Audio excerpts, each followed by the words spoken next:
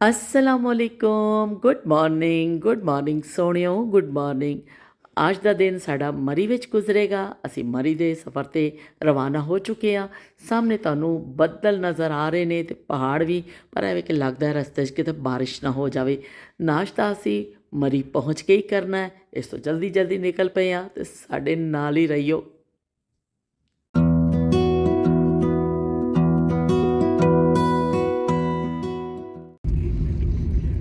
आयमा कहाँ जा रही है? हम लोग जा रहे हैं मरी। मरी जा रहे, मरी दी देखो नज़ारे देख लो। आयमा टोपी भी पा ली है, आयमा कोट पा लिया, आयमा ने नाल पा लिया, वे शॉल पा ली है, पर फिर भी आयमा कंबी जा रही है।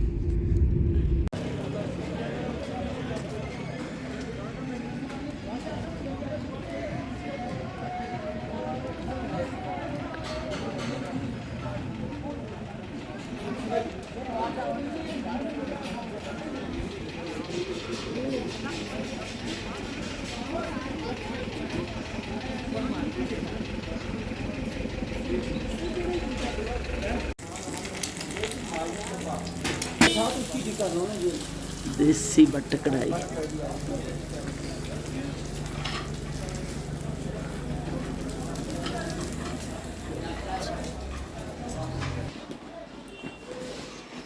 की चने जी चने चने का सालन है। अच्छा ये की ये दूध है।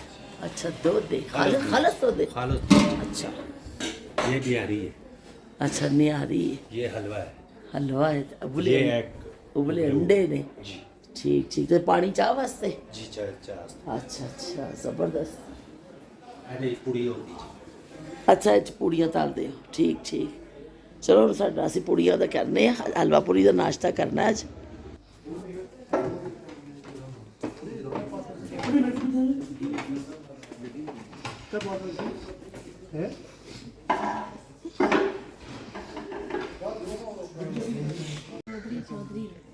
चौधरी चौधरी कहती चौधरी चौधरी लग रहे हैं जी। अच्छा चौधरी चौधरी लग रहे आज। आज तो चौधरी दी भांजी सेम मैचिंग करके बैठे ने भाई।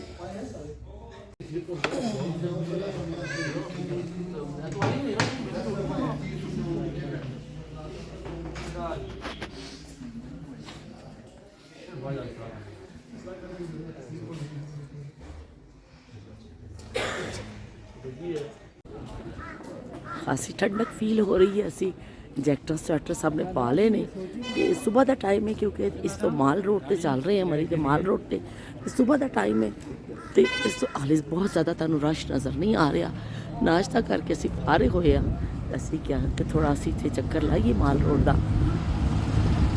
मरी का माल रोड तो भी बहुत ज़्यादा मशहूर है। तो दुकाना ने रवायती जड़ियाँ खेस और शॉल्स गर्म कपड़े असी भी आ गए इतने देखने भाई इन्हों के कोल की वैरायटी है। अभी तो इधर ही है। उस दिन कल परसों अशरफ ले गया, मुझे कहता है इस आधार किसी को भी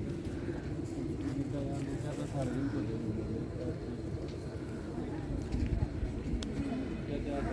अपने घर भी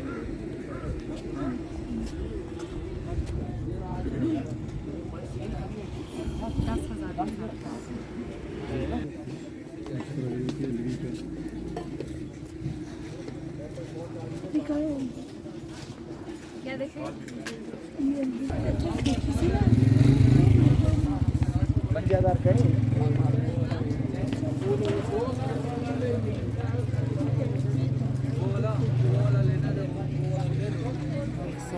आ जाओ लगा दिया ये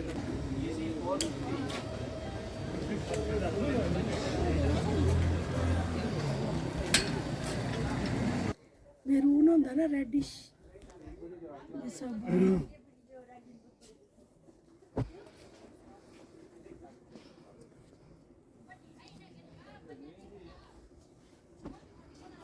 मस्टर्ड ही अच्छा लग रहा है।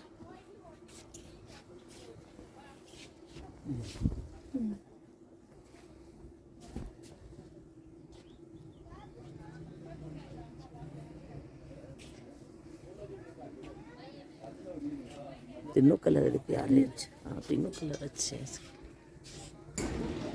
ਸ਼ਾਲ ਖਰੀਦਦਾਰੀ ਹੋ ਰਹੀ ਹੈ ਤੇ ਨਾਲ ਬਾਹਰ ਬਾਰਿਸ਼ ਸ਼ੁਰੂ ਹੋ ਗਈ ਹੈ ਤੇ ਬਾਰਿਸ਼ ਵਿੱਚ ਚੱਲਣਾ ਮਜ਼ੀਦ ਮੁਸ਼ਕਿਲ ਹੋ ਗਿਆ। ਲੋਕਾਂ ਨੇ ਛਤਰੀਆਂ ਕੱਢ ਲਈਆਂ ਨੇ ਫਟਾਫਟ ਤੇ ਇਹ ਦੁਕਾਨਦਾਰ ਆਪਣੇ ਕੱਪੜੇ ਅੰਦਰ ਕਰਨ ਲੱਗ ਗਏ ਨੇ ਕਿਉਂਕਿ ਬਾਰਿਸ਼ ਦੇ ਨਾਲ ਭਿੱਜ ਨਾ ਜਾਣ।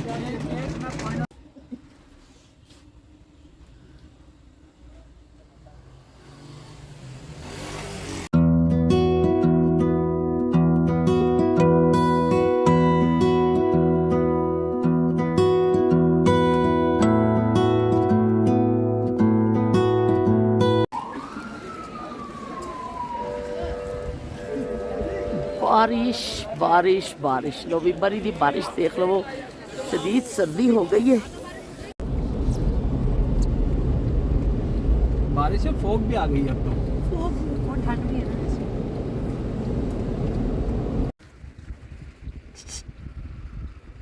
देख रहे हैं एकदम आत्मान है।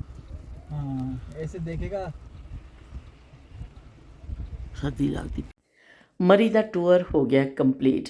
ਅਚਾਨਕ ਬਾਰਿਸ਼ ਔਰ ਧੁੰਦ ਨੇ ਸਾਡਾ ਸਾਰੇ ਪਲਾਨ ਚੌਪਟ ਕਰਕੇ ਰੱਖ ਦਿੱਤੇ। ਅਸੀਂ ਸੋਚਿਆ ਸੀ ਕਸ਼ਮੀਰ ਪੁਆਇੰਟ ਜਾਵਾਂਗੇ, ਉੱਥੋਂ ਦੂਰਬੀਨ ਨਾਲ ਕਸ਼ਮੀਰ ਦੇਖਾਂਗੇ, ਘੋੜੇ 'ਤੇ ਬੈਠਾਂਗੇ ਅਤੇ ਨਾਲ ਗੁਬਾਰੇ ਵੀ ਫੋੜਾਂਗੇ, ਪਰ ਵੀ ਕੁਛ ਵੀ ਨਹੀਂ ਹੋ ਸਕਿਆ ਕਿਉਂਕਿ ਬਾਰਿਸ਼ ਔਰ ਧੁੰਦ ਜਿਹੜੀ ਸ਼ੁਰੂ ਹੋ ਗਈ ਹੈ। ਬਿਲਕੁਲ ਕਸ਼ਮੀਰ ਪੁਆਇੰਟ 'ਤੇ ਅਸੀਂ ਗਏ, ਕੁਛ ਨਜ਼ਰ ਨਹੀਂ ਆਇਆ ਅਤੇ ਇਸ ਤੋਂ ਅਸੀਂ ਮੌਸਮ ਦੀ ਨਜ਼ਾਕਤ ਦੇਖਦੇ ਹੋਏ ਸੋਚਿਆ ਕਿ ਭਈ ਐਬਟਾਬਾਦ ਪਹੁੰਚ ਜਾਈਏ। ਰਾਤ ਅਸੀਂ ਐਬਟਾਬਾਦ ਸਟੇ ਕਰਨਾ ਤਾਂ ਕਿ ਜ਼ਿਆਦਾ ਵੈਦਰ ਖ਼ਰਾਬ ਹੋਣ ਤੋਂ ਪਹਿਲੇ ਅਸੀਂ ਉੱਥੇ ਪਹੁੰਚ ਜਾਈਏ। ਅਤੇ ਮਰੀ ਨੂੰ ਕਹਿ ਰਹੇ ਹਾਂ ਬਾਏ ਬਾਏ, ਅਤੇ ਐਬਟਾਬਾਦ ਪਹੁੰਚ ਕੇ ਤੁਹਾਡੇ ਨਾਲ ਗੱਲ ਹੋਏਗੀ।